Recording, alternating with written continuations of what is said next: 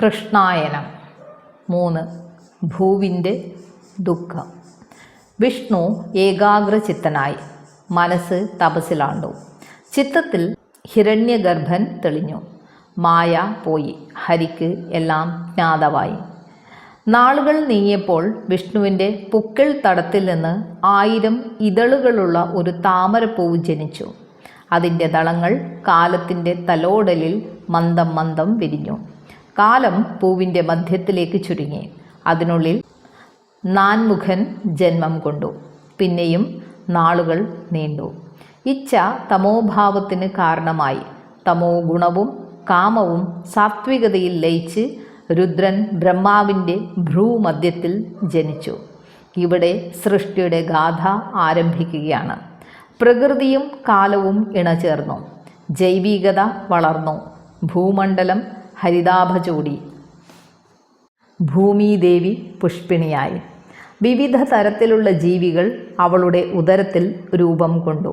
പെറ്റും പെരുകിയും അവരുടെ ഗോത്രങ്ങൾ വർദ്ധിച്ചു. സ്വർഗലോകം ദേവസ്ഥാനമായി. ദേവപതിയായി ഇന്ദ്രനെ അവരോധിച്ചു.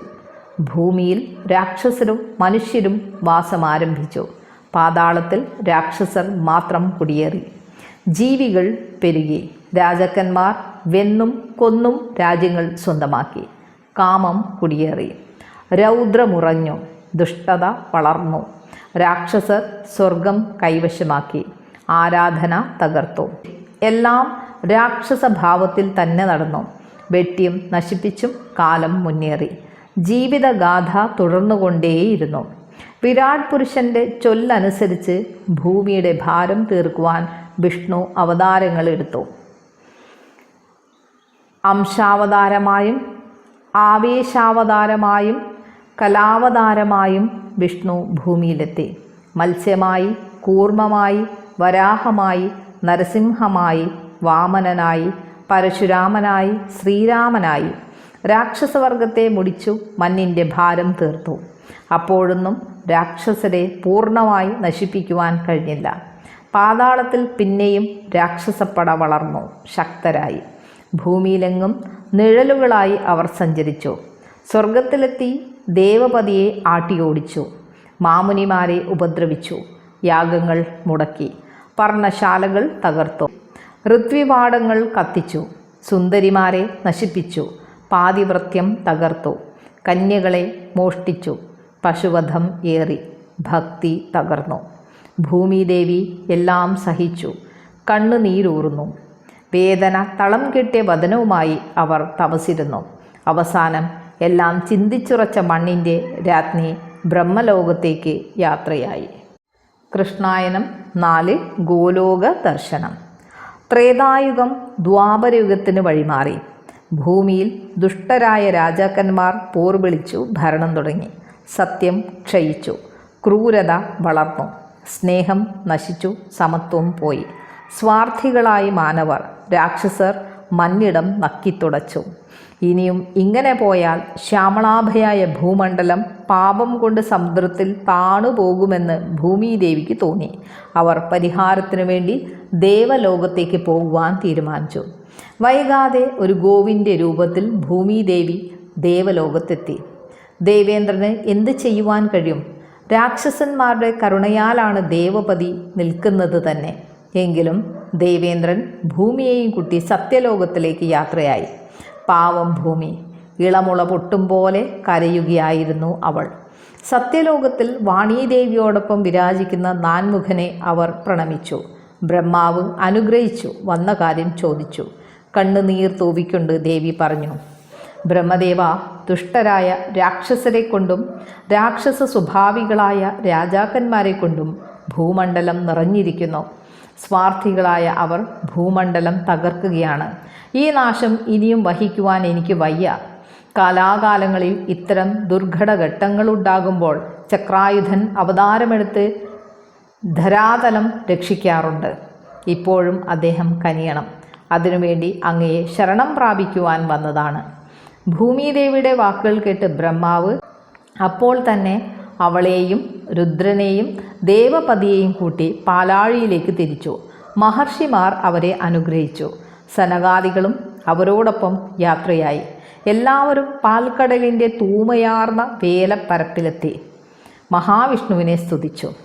വെള്ളക്കടലിൻ്റെ മധ്യത്തിൽ പെട്ടെന്ന് അഭൗമമായ ഒരു പ്രകാശം വ്യാപിച്ചു. വേർതിരിക്കുവാനാകാത്ത വർണ്ണങ്ങളുടെ കാന്തി പ്രസരം കൊണ്ട് സമുദ്രം ശോഭിച്ചു. അല്പനിമിഷങ്ങൾക്കുള്ളിൽ പ്രകാശമധ്യത്തായി വൈകുണ്ഠം ദൃശ്യമായി. മഞ്ഞപ്പട്ടുടയാട ചാർത്തി ലക്ഷ്മീ സഹിതനായി പാലൊളി പുഞ്ചിരി തൂകി ഭഗവാൻ പ്രത്യക്ഷനായി. എല്ലാവരും അദ്ദേഹത്തെ പ്രണമിച്ചു. കുന്തസ്മേരവദനനായി മഹാവിഷ്ണു പറഞ്ഞു, എല്ലാവരും ഒത്തുവരുവാൻ എന്താണ് കാരണം? ഭൂമണ്ഡലത്തിലും ദേവനഗരത്തിലും വിശേഷിച്ച് എന്തെങ്കിലും സംഭവിച്ചോ? ഭൂമിദേവിയുടെ വദനം വാടിയിരിക്കുന്നല്ലോ. ധാരാളം കണ്ണുനീർ തൂകിയിട്ടുണ്ടെന്ന് തോന്നുന്നു. പറയൂ, എന്താണ് കാരണം? ഭൂമിദേവി പറഞ്ഞു, ദേവദേവ, അങ്ങയ്ക്ക് തിരുവുള്ളമോരാത്തതോ കാര്യം? എങ്കിലും ചോദിച്ചതുകൊണ്ട് പറയുകയാണ്. രാക്ഷസന്മാരുടെ ഉപദ്രവം കൊണ്ട് സാധുക്കൾക്ക് ഭൂമിയിൽ വസിക്കാൻ വയ്യ. ഇത്തരം അവസ്ഥകളിൽ അങ്ങ് പല രൂപത്തിലും വന്ന് ദുഷ്ടനിഗ്രഹം നടത്തിയിട്ടുണ്ട്. സത്യത്തെ സംരക്ഷിക്കുവാനും ദുഷ്ടതയെ ശിക്ഷിക്കുവാനും ഒരിക്കൽ കൂടെ അങ്ങ് അവതരിക്കണമെന്നാണ് അടിയൻ്റെ ആഗ്രഹം. ദേവിയുടെ വാക്കുകൾ കേട്ട് വിഷ്ണു പറഞ്ഞു, ദേവി, നിന്റെ ദുഃഖം ഞാൻ അറിയുന്നു. ഭൂമിക്ക് ഭാരം ഉണ്ടാകുമ്പോഴെല്ലാം ദുഷ്ടനിഗ്രഹത്തിന് ഞാൻ എത്തിയിട്ടുണ്ട്. ആ സമയത്തെല്ലാം രാക്ഷസരെയും ദുഷ്ടരായ രാജാക്കന്മാരെയും മുച്ചൂടും നശിപ്പിച്ചതുമാണ്. പിന്നെയും അവർ വേഗം വളർന്നു, പാതാളത്തിലും ഭൂമിയിലും നിറഞ്ഞു. ഇവരെ പൂർണ്ണമായി നശിപ്പിക്കുവാൻ ഹിരണ്യഗർഭന് മാത്രമേ കഴിയൂ. അതുകൊണ്ട് ബ്രഹ്മദേവനും രുദ്രനുമൊത്ത് നീ ഗോലോകത്തേക്ക് പോവുക. വിരാട് പുരുഷൻ ശാന്തി ഉണ്ടാക്കിത്തരും. നാൻമുഖൻ പറഞ്ഞു, ദേവദേവ, അങ്ങയുടെ വാക്കുകളുടെ പൊരുൾ അറിയുന്നില്ല. ഗോലോകമോ? എന്താണ് ആ ലോകം? ഞങ്ങൾക്ക് വൈകുണ്ഠം വരെ മാത്രമേ അറിയൂ. ഗോലോകത്തിലേക്ക് പോകുവാനുള്ള മാർഗമേതെന്നും ഹിരണ്യഗർഭൻ ആരെന്നും അറിയുന്നില്ല. ചക്രായുധൻ അരുളി, ബ്രഹ്മദേവ, നമ്മുടെ ആദികന്തമാണ് വിരാട് പുരുഷൻ. ആദ്യന്തവിഹീനൻ, അച്യുതൻ, പരിപൂർണൻ, വിശുദ്ധൻ. നമ്മൾ പൂർണ്ണ പ്രളയത്തിൽ ആ പുരുഷനിൽ ലയിച്ചു ചേരും. എത്ര നാളാണോ ജൈവികത ബ്രഹ്മാണ്ടത്തിലുണ്ടായിരുന്നത് അത്രയും നാൾ പ്രളയവും നിലനിൽക്കും. അത് കഴിയുമ്പോൾ ആ പുരുഷൻ ഇച്ഛയിൽ മായാദേവിയെ സൃഷ്ടിച്ച് നമ്മെ ഉണർത്തും. അദ്ദേഹമാണ് എല്ലാം നയിക്കുന്നത്. എല്ലാ ദുഃഖത്തിനും ശാശ്വത പരിഹാരം അവിടം മാത്രമാണ്. ഞാനും അവിടേക്ക് വരാം. അവർ ബ്രഹ്മാണ്ടത്തിൻ്റെ മുകളിലെത്തി. അവിടെ ബ്രഹ്മദ്രവം കൊണ്ട് നനഞ്ഞ സുഗന്ധം വർഷിക്കുന്ന മനോഹരമായ ഒരു പാത ദൃശ്യമായി. വിഷ്ണു പറഞ്ഞു, ഈ വഴി പണ്ട് വാമനമൂർത്തിയുടെ ഇടത്തെ കാലിൻ്റെ പെരുവിരൽ തട്ടി ഉണ്ടായതാണ്. താമരയുടെ സ്നിഗ്ധഗന്ധമാണ് എന്നും ഈ മാർഗത്തിൽ. അവർ ഭക്തി വിവശരായി ആ വഴി യാത്ര ചെയ്ത് കോടിക്കണക്കിന് യോജന അകലെ ഒഴുകുന്ന വിരജാനദിയുടെ തീരത്തെത്തി. നീല നിറത്തിലുള്ള ജലം ഒഴുകുന്ന നദി. എവിടെ നിന്നാണ് ആ നദി ഉത്ഭവിക്കുന്നതെന്ന് വിരാട് പുരുഷന് മാത്രമേ അറിയുള്ളൂ. എവിടെയാണ് അത് ലയിക്കുന്നതെന്നും അദ്ദേഹത്തിനെ ബോധമുള്ളൂ. ബ്രഹ്മാവും മറ്റുള്ളവരും ചുറ്റും നോക്കി. അത്ഭുതകരമായ ആ ദൃശ്യം കണ്ട് എല്ലാവരും അതിശയിച്ചു. ദേവപതിയും ബ്രഹ്മാവും രുദ്രനും എല്ലാം ആ കാഴ്ച നോക്കി നിന്നു. നീല നിറം കോരിയൊഴിച്ചതുപോലെ കിടക്കുന്ന അനന്തത, നോട്ടം എത്തുന്നതിനുമപ്പുറം കറുപ്പ് തന്നെ. ആ നീലയിൽ പന്തുകൾ പോലെ എന്തോ പൊങ്ങിക്കിടക്കുന്നു. സൂക്ഷിച്ചു നോക്കിയാൽ അവ അതിവേഗത്തിൽ കറങ്ങുകയാണെന്ന് കാണാം. ബ്രഹ്മാവ് വിഷ്ണുവിനോട് അതിനെക്കുറിച്ച് ആരാഞ്ഞു. വിഷ്ണു പറഞ്ഞു, നാൻമുഖ, അതെല്ലാം ഓരോ ബ്രഹ്മാണ്ടങ്ങൾ തന്നെ. അവ കോടിക്കണക്കിനുണ്ട്. എണ്ണം വിരാട് പുരുഷനല്ലാതെ ആർക്കും അറിയുകയില്ല.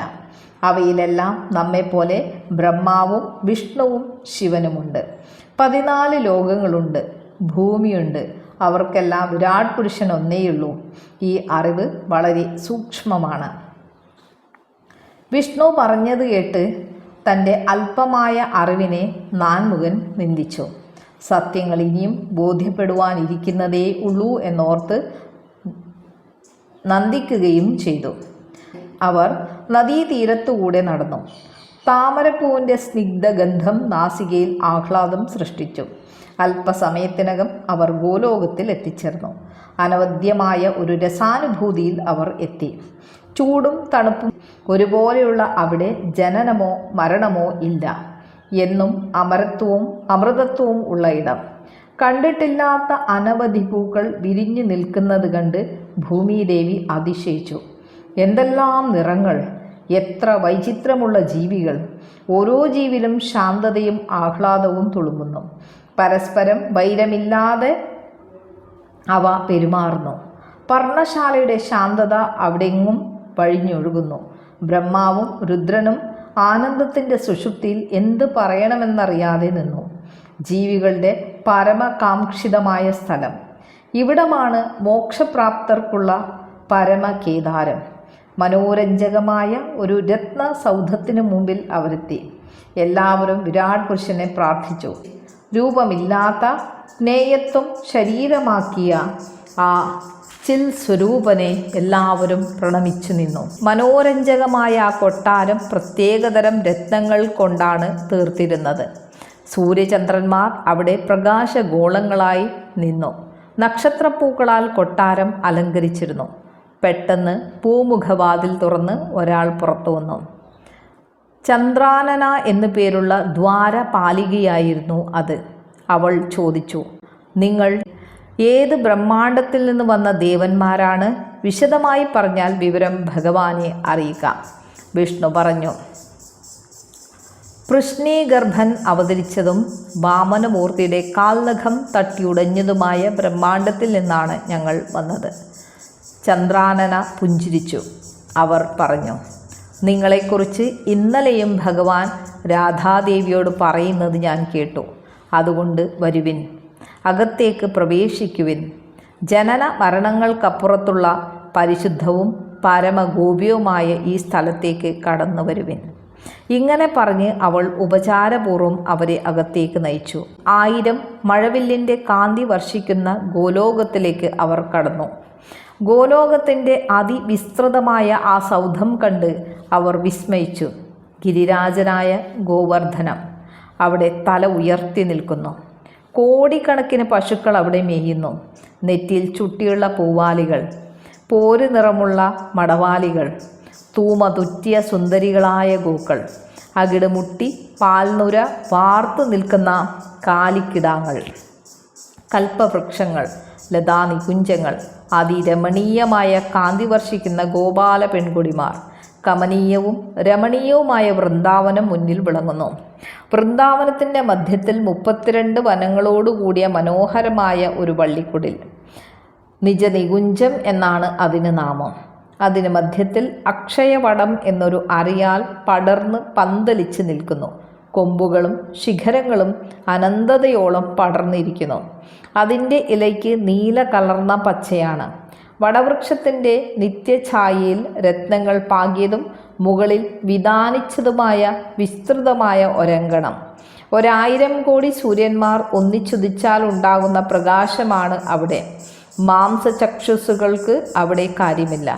പൂർണ്ണ മോക്ഷകർക്കല്ലാതെ മറ്റാർക്കും അവിടം ദർശിക്കുവാൻ പോലും ആവുകയില്ല. ചന്ദ്രാനന ദേവന്മാരെ അങ്കണത്തിൽ എത്തിച്ചു. ഭഗവാനെ ഉടനെ നിങ്ങൾ കാണുമാറാകും എന്ന് പറഞ്ഞ് ആ ദ്വാരപാലിക സ്വകൃത്യത്തിനായി പോയി. വിഷ്ണുവും മറ്റുള്ളവരും ബദ്ധാഞ്ജലിയായി നിന്നു. അവരുടെ ചുണ്ടുകളിൽ അലൗകിക പ്രഭാവനായ വിരാട് പുരുഷനെക്കുറിച്ചുള്ള സ്തോത്രങ്ങൾ തത്തിക്കളിച്ചു. അല്പനിമിഷങ്ങൾ കഴിഞ്ഞു. മനോഹരമായ ശംഖധ്വനി മുഴങ്ങി. സൗമ്യത തുടിക്കുന്ന ശബ്ദം വിശുദ്ധ പ്രഭാവത്തോടെ അവിടെ ചിതറി. ഇളം കാറ്റ് ദേവകളെ തൊട്ട് തലോടി. പെട്ടെന്നാണ് അത് സംഭവിച്ചത്. കണ്ണിൽ നിന്ന് മായയുടെ പാട നീങ്ങിയതുപോലെ എന്തോ മുന്നിൽ നിന്ന് ഒഴിഞ്ഞുപോയി. കൺമുന്നിൽ അത്ഭുതകരവും പ്രകാശദ്യോതകവുമായൊരു ദൃശ്യം ഉദിച്ചു വന്നു. അവിടെ നോക്കി നിന്ന ബ്രഹ്മാദികൾക്ക് ഓം എന്ന് ഉച്ചരിക്കുവാനേ കഴിഞ്ഞുള്ളൂ. അവരുടെ കൺമുന്നിൽ 1000 ദളങ്ങളുള്ള ഒരു താമരപ്പൂവ് ദൃശ്യമായി. അതിന് മുകളിൽ 101 ഇതളുകളുള്ള മറ്റൊരു താമരപ്പൂവ് വിടർന്നു. അതിനു മധ്യത്തിൽ 7 ഇതളുകളുള്ള സ്വർണ്ണ താമര പ്രഫുല്ലമായി. കാഞ്ചനവർണ്ണം തുടിക്കുന്ന അംബുജമധ്യത്തിൽ രത്നമയമായ ഒരു സിംഹാസനം തെളിഞ്ഞു വന്നു. നിമിഷങ്ങളോളം അവർ ആ സൗവർണ കാന്തി ശ്രദ്ധിച്ചു നിന്നു. അപ്പോൾ വീണ്ടും അവരുടെ കണ്ണുകളിൽ നിന്നും പാട പോലെ എന്തോ പൊഴിഞ്ഞുപോയി. പെട്ടെന്ന് കണ്ണുകൾക്ക് ഭാരമുണ്ടായി. അതോടെ ബ്രഹ്മാദി ദേവതകൾ നിർവാണശുദ്ധരായി. സംയമചിത്തരായി അവർ അക്ഷികൾ അടച്ചു തുറന്നു. കണ്ണിന് കർപ്പൂരകാന്തിയേകുന്ന ഒരു ജ്യോതിസ് അവർ സിംഹാസനത്തിൽ കണ്ടു. ജ്വലിച്ചു നിൽക്കുന്ന ആ കാന്തിയിൽ ഗോലോകം വെട്ടിത്തിളങ്ങി. ബ്രഹ്മാദികൾ സാഷ്ടാംഗം നമസ്കരിച്ചു. പ്രണവമന്ത്രമുരച്ചുകൊണ്ടവർ എഴുന്നേറ്റു. രത്നസിംഹാസനത്തിൽ നീലമേഘവർണ്ണനായി പീതാംബരധാരിയായി വിരാട് പുരുഷൻ വിലസി. നിറങ്ങൾ മാറി മാറി വന്നു. വസ്ത്രങ്ങളും അതെ. ഇടയിൽ പ്രകാശരൂപമായും നിന്നു. ശംഖധ്വനികൾ പിന്നെയും മുഴങ്ങി. ഓം എന്ന ശബ്ദം തുടിച്ചു നിന്നു. ബ്രഹ്മാദികൾ നോക്കി നിൽക്കെ വിഷ്ണു മന്ദം നടന്ന് വിരാട് പുരുഷനിൽ ലയിച്ചു. അതോടെ രത്നസിംഹാസനത്തിലെ കാന്തി ചിന്തുന്ന രൂപത്തിന് മാറ്റം വന്നു. നിറപീലി ചാർത്തി പൊന്നോട കുഴലുമായിരിക്കുന്ന ജനാർദ്ദനൻ്റെ സൗഭഗ രൂപമായി ഹിരണ്യഗർഭന്. തൊട്ടടുത്തായി രാധയുടെ മഞ്ജുള മന്ദസ്മിത രൂപവും ബ്രഹ്മശങ്കരന്മാർ ദർശിച്ചു. ഒരു മായാ ജാലത്തിൽ എന്ന പോലെ വിരാട് പുരുഷനിൽ എല്ലാ അവതാരങ്ങളും പ്രതിബിംബിച്ചു. എന്നല്ല, ബ്രഹ്മശങ്കരന്മാരും ഹിരണ്യഗർഭനിൽ തെളിഞ്ഞു നിൽക്കുന്നത് അവർ കണ്ടു. ഇതാണ് പൂർണ്ണം. പൂർണ്ണത്തിൽ പൂർണ്ണം. പൂർണ്ണത്തിൽ നിന്ന് ലഭിക്കുന്നതും പൂർണ്ണം. പെട്ടെന്നാണ് ആ സ്വരഗംഗ വർഷിച്ചത്. രത്നഗർഭേ, ബ്രഹ്മശങ്കരന്മാരെ, എല്ലാം ഞാൻ അറിയുന്നു. അറിവും നിറവും ഞാൻ തന്നെ. ജ്ഞേയവും ജ്ഞാനവും ഞാനാകുന്നു. ഭൂമിയുടെ വേദന മനസ്സിലാക്കി പരിഹാരം കാണുവാൻ ഞാൻ തന്നെ ഭൂമിയിൽ ജനിക്കുന്നതാണ്. നിങ്ങൾ ഇപ്പോൾ കണ്ട രൂപത്തിലായിരിക്കും ഞാൻ ഭൂമിയിലെത്തുക. നിറപീലി തിരുമുടിയായി ധരിച്ച് കോലക്കുഴലും ഓടക്കുഴലുമായി ഞാൻ ഭൂമിയിൽ ബാലലീലകൾ നടത്തും. ശ്രീകൃഷ്ണനാമത്തിൽ രൂപത്തിൽ ഈ അവതാരം അവനിയിൽ വാഴും. വൃന്ദാവനവും ഗോവർദ്ധനവും ഭൂമിയിലെത്തും. ഗോലോകത്തിലെ 84 നാഴിക വിസ്തൃതിയുള്ള സ്ഥലം ഭൂമിയിൽ സ്ഥാനം നേടും. അവിടെ ജനിച്ചു വളർന്ന് മന്നിടത്തിൽ സത്യത്തിൻ്റെ വെന്നിക്കൊടി പറത്താം. ഭൂമിദേവി ദുഃഖമില്ലാതെ പോകട്ടെ. നിങ്ങളും ആസ്ഥാനങ്ങളിലേക്ക് മടങ്ങുവിൻ. ഭൂമിയിൽ ജയിക്കുന്നതിന് വേണ്ട തയ്യാറെടുപ്പുകൾ നടത്തുവിൻ. ഭഗവാന്റെ വാക്കുകൾ കേട്ട് ആനന്ദചിത്തരായ ബ്രഹ്മാദികൾ മടങ്ങി. ഭൂമിദേവി സന്തോഷത്തോടെ ഭൂമിയിൽ എത്തി.